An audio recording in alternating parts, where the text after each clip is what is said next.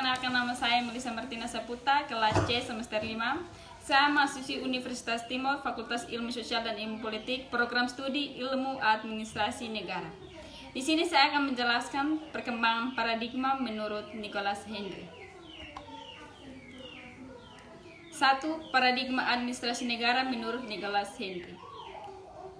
Paradigma ini dikemukakan oleh Woodrow Wilson pada tahun 1887. Beliau merupakan seorang presiden Amerika Serikat dan merupakan guru besar ilmu politik. Adapun 5 paradigma administrasi negara yang dikemukakan oleh Nicholas Henry, yaitu yang pertama, dikotomi politik dan administrasi pada tahun 1900 sampai 1926. Paradigma ini diawali oleh pendapat dari Frank Goodenough pada tahun 1900 bahwa pemerintah memiliki 2 fungsi, yaitu politik dan administrasi.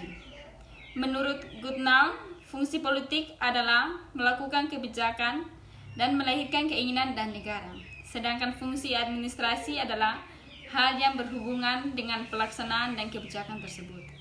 Yang kedua, prinsip-prinsip administrasi negara. Administrasi negara bisa terjadi di semua tatanan administrasi tanpa mempedulikan kebudayaan, fungsi, lingkungan, misi, atau kerangka institusi. Hal ini merupakan dari logus prinsip-prinsip administrasi negara. Yang ketiga, administrasi negara sebagai ilmu politik. Muncul karena banyak kritikan yang ditujukan untuk administrasi negara pada saat itu. Sehingga ilmu administrasi negara memilih ilmu politik sebagai konsep dasar dari administrasi negara. Logus dari paradigma administrasi negara sebagai ilmu politik adalah birokrasi pemerintah dan mengalami kekurangan hubungan dengan fokusnya. Yang keempat, administrasi negara sebagai ilmu administrasi. Pada saat itu, administrasi negara dianggap sebagai kelas 2 dari politik. Oleh karena itu, administrasi negara memilih kembali pada ilmu administrasi. Yang kelima, administrasi negara sebagai ilmu administrasi negara. Administrasi negara meningkat ke wilayah ilmu kebijakan, politik, ekonomi, proses pembuatan kebijakan, pemerintah, beserta analisisnya. Fokus dari administrasi negara adalah teori organisasi, praktek dalam analisis kebijakan publik, dan teknik administrasi dan manajemen yang maju. Sedangkan logus normatif dari administrasi negara adalah birokrasi pemerintah dan persoalan-persoalan masyarakat. 2. Perilaku administrasi. Manusia yang bertindak secara rasional merupakan manusia administrasi. Terdapat 4 prinsip administrasi, yaitu 1. Efisiensi administrasi ditingkatkan melalui spesialis. 2. Efisiensi ditingkatkan dengan membagi kelompok dalam suatu hierarki wewenang. Yang ketiga, efisiensi administrasi ditingkatkan dengan mempersempit rentang kendali. Dan keempat, efisiensi ditingkatkan dengan pengelompokan pekerjaan dan maksud pengawasan berdasarkan tujuan, proses, pelanggan, atau tempat. 3. Pilihan publik. Teori pilihan publik merupakan suatu teori yang menganggap bahwa manusia akan selalu mencari keuntungan dan manfaat yang paling menguntungkan bagi dirinya dalam setiap pengambilan keputusan.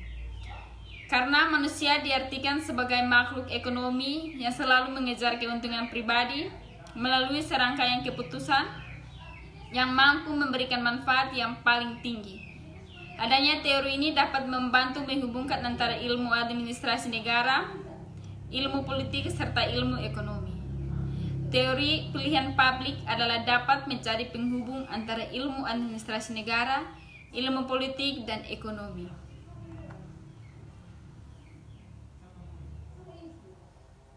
New Public Management. NPM muncul pada tahun 1980-an, khususnya di New Zealand, Australia, Amerika, dan Inggris ketika terjadinya krisis di negara tersebut. Seiring berjalannya waktu, paradigma ini menyebar. Hal itu dikarenakan adanya promosi dari lembaga internasional, yaitu Bank Dunia, IMF, Sekretariatan Negara Permakmuran, dan kelompok-kelompok konsultan manajemen. Paradigma NPM ini muncul disebabkan oleh sejumlah kekuatan yang baik di negara maju maupun negara berkembang. Sasaran utama dari perubahan yang diinginkan adalah peningkatan cara pengelolaan pemerintah dan penyampaian pelayanan kepada masyarakat dengan mengutamakan keefisiensi dan keaktifan. Berdasarkan pendapat dari beberapa ahli, yaitu terdapat sejumlah prinsip dari NPM, yaitu penanganan oleh manajer profesional, adanya pendefinisian yang jelas terhadap tujuan target dan indikator, penekanan pada pengawasan keluaran dan manajemen wirausaha, unit yang terkumpul, kompetensi dan layanan publik, penekanan pada gaya sektor privat dan praktik manajemen, penekanan yang lebih besar pada disiplin penghematan, penekanan terhadap peran dari manajemen publik dalam menyediakan pelayanan yang berkualitas tinggi, menjaga penerimaan terhadap kompetensi dan wawasan yang tertukar mengenai bagaimana tujuan publik harus dilakukan oleh aparatur pemerintah.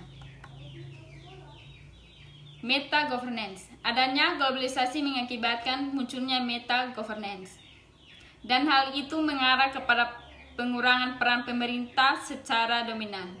Meta governance adalah suatu konsep yang berkembang seiring dengan perkembangan good governance. Meta governance merupakan teori yang berseberangan dengan teori neoliberalisme. Konsep neoliberal yang secara tegas mendefinisikan pemisahan ranah negara, pasar, dan masyarakat. Pembagian ranah tersebut menjadikan pasar sebagai pemegang kekuasaan terbesar, sementara kapasitas negara mengalami pelemahan dan masyarakat diposisikan sebagai konsumen. Global governance. Global governance bukanlah sebuah konsep yang jelas dan cenderung dianggap sebagai status keyword semata-mata. Dalam artian ini, global governance sebenarnya merupakan sebuah proyek normatif, yakni sebuah gagasan yang diidealkan maupun yang ingin direalisasikan. Global governance sebagai upaya untuk menjawab tantangan-tantangan yang muncul akibat globalisasi, di mana terjadinya perkembangan pusat-pusat kekuasaan, otoritas, serta kompetensi yang baru di luar kerangka negara bangsa. Salah satu situs kekuasaan, otoritas, dan kompetensi yang sangat penting dalam konteks globalisasi adalah pasar. Berangkat dari asumsi bahwa globalisasi menimbulkan krisis politik internasional, kebutuhan akan mekanisme ataupun fungsi yang ekivalen dalam pemerintahan menjadi sangat besar. Sekian dari materi yang saya bawakan. Terima kasih banyak.